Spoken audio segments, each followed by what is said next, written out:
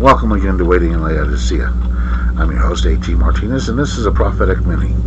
Today's topic is, what are the countries that are listed in the end of times?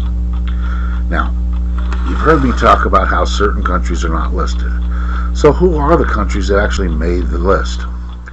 Now, this does not include the list of the 10-nation confederation that serves the Antichrist that signs the treaty with Israel. So let's take a look. Let's go ahead and open up our little listing.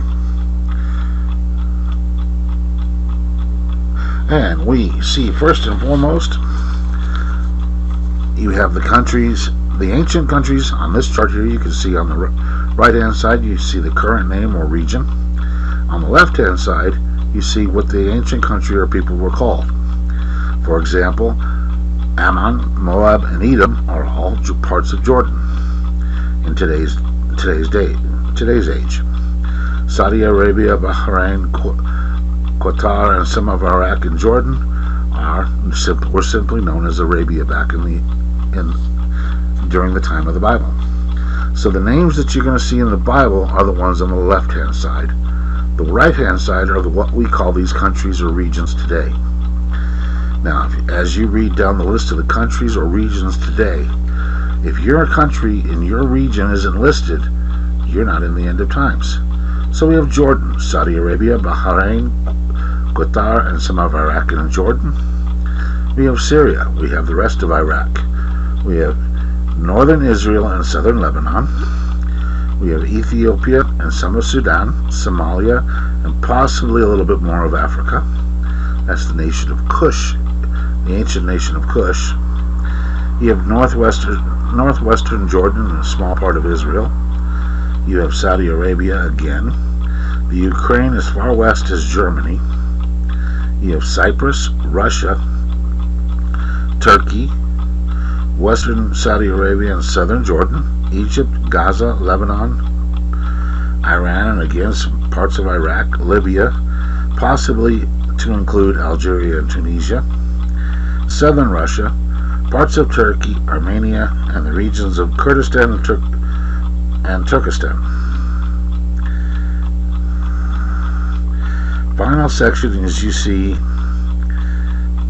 Tarshish and the islands of the sea.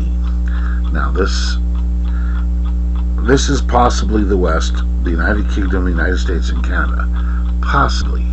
It's not clear. It's not precise.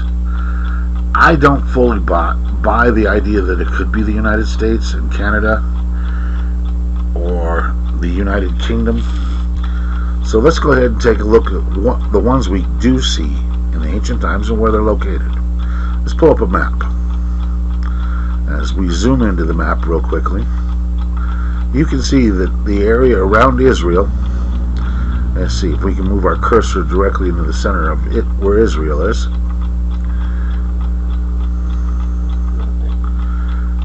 Everything seems to, as well it should, everything revolves around Israel.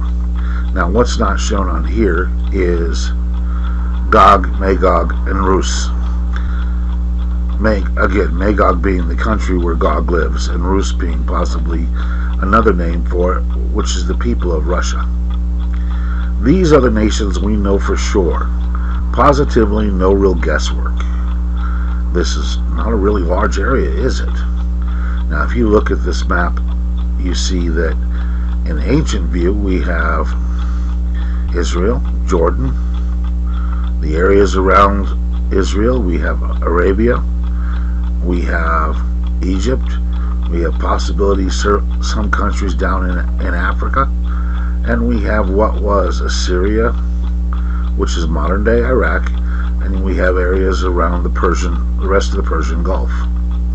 This is not a lot of countries listed. So, what if you are, now I see a country that's missing. Where is China? Now, later on I'll show you why I'm pretty positive China is listed, but just not given by name. And that's because of the number of people that are in there and the number of people in their army. So, if your country is not in this square, I'm going to say right now you've got a 25% chance that your country might directly be involved. Why am I saying 25? I'm just picking a number. These are the ones that are guaranteed. The other countries, unless they have joined up with the Antichrist, there's no real reason for them to be involved. The only exception is countries that are actually involved in the Battle of Armageddon. Now, if you live in Brazil, there's probably no way you're involved. You might have a 1 in 10 chance. And that is, are you is your nation one of the 10 nation confederation of the Antichrist? Now, as you get further away from the Middle East, I figure your odds are going to decline. Unless you're absorbed by one of the countries that are listed, like Russia, then the odds are you're not going to be present in the end of times. If you're not present, then you're not covered, which means that if you, Australia, if you don't make it that 1 in 10 cut to be part of the Antichrist's coalition, which, I'm sorry, this is one of those contests you don't really want to win. You don't want to make the 10. If you don't make the 10, then you're free and clear of that part. You're still going to be affected by the end of times. The end of times doesn't just stay in this region. It's a worldwide calamity. And a later episode, when we start discussing the bowls, the seals, and the trumpets, you're going to see how much devastation we're talking on a worldwide, global effect. And what you are going to need to do to prepare for those. So, once again, taking a look at the map. If you didn't make it on this map, then the odds are you have a diminishing chance of being part of it, other than if you make that top 10 listing. So, if you're not part of it and you're in Australia, then all you need to do is prepare for the worldwide calamities and the effects of those effects and how they're going to affect your country. If you are in one of these countries here, or if your country actually makes the top 10 list, then you're going to have to prepare for dealing and living under the Antichrist itself. And we will be discussing the Antichrist in this week's episode of Prophecy. So, I'm not going to go into too much depth on that to start with, or at least right here. If you're not dealing under the Antichrist, then again, there are secondary effects.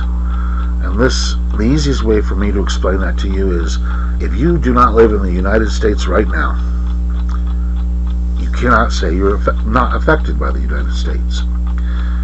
Most countries in the world are affected by certain other countries, especially if they're superpowers. If China does things, people throughout the entire region of the South Pacific and what used to be called the Orient, you're affected. When the United States does things, the whole world is affected. And that's going to be the level of power the Antichrist is going to have. Whatever he does is going to affect the world. Now, to diminishing returns farther away from him than you are. As if you're living in Tahiti, the United States really doesn't affect you a whole lot.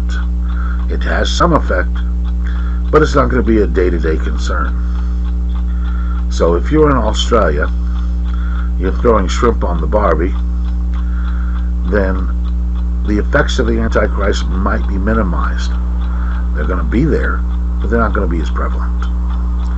Now, if you're in this zone here, as on the map, then yeah, you're going to be affected.